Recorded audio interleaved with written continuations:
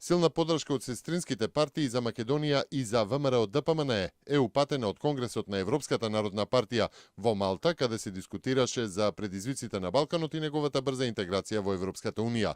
На овој самит учествуваше и делегација на ВМРО-ДПМНЕ предводена од председателот на партијата Никола Груевски. Во име на Европската народна партија словеничкиот политички лидер Јанез Јанша даде поддршка на Македонија и ВМРО-ДПМНЕ. Тој изјави дека Европската народна партија секогаш ќе продолжи со поддршката на сестринските партии и отие недозволиво примена на селективна правда и финансирање нестабилност со Соросови пари, како што е случајот во Македонија. Како семејство на европските народни партии, секогаш ќе продолжиме да ги поддржуваме нашите сестрински партии во Европа и не помагајки им на левичарите да ги уништуваат некогаш со селективна правда со парите на Сорос, ризикувајќи ја стабилноста во целиот регион, како што тоа сега се случува во Македонија, рекол Јанша пред европските лидери и раководството на Европската народна партија.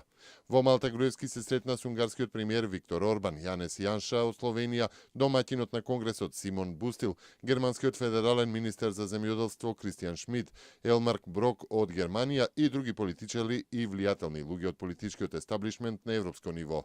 Се обидуваме секаде каде можеме да лобираме за Република Македонија и за државните и национални интереси.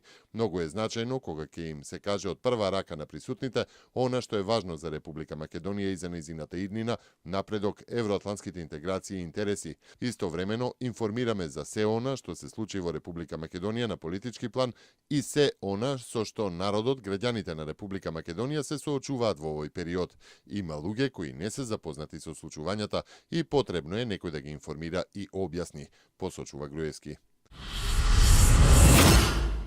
Председателот на Република Македонија Ѓорѓе Иванов понеделник ќе биде домаќин на председателот на Европскиот совет Доналд Туск, кој ќе престојува во државава, потврдуваат од кабинетот на председателот. Посетата на Туск на Македонија е во рамките на неговата регионална турнеја посветена на состојбите со мигрантската и бегалската криза и примената на сеопфатно европско решение. Иванов на средбата ќе го запознае Туск и со политичката ситуација во земјата, а ќе се разговара и за европската перспектива на регионот.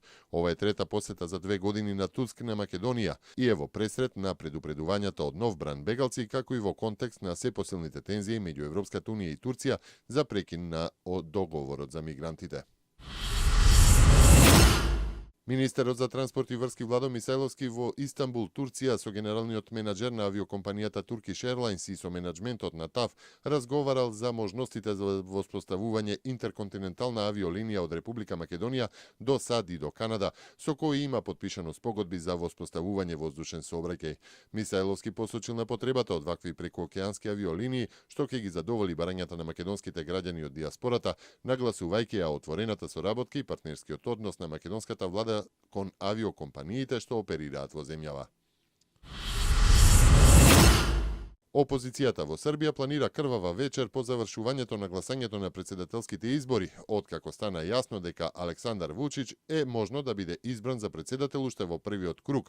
Изготвена е стратегија како да настапи опозицијата. Планот, според српските медиуми, предвидува веднаш по затворењето на гласачките места да се прогласи изборна кражба и 300 хулигани да се степаат со полицијата во обид да се каменува Државната изборна комисија.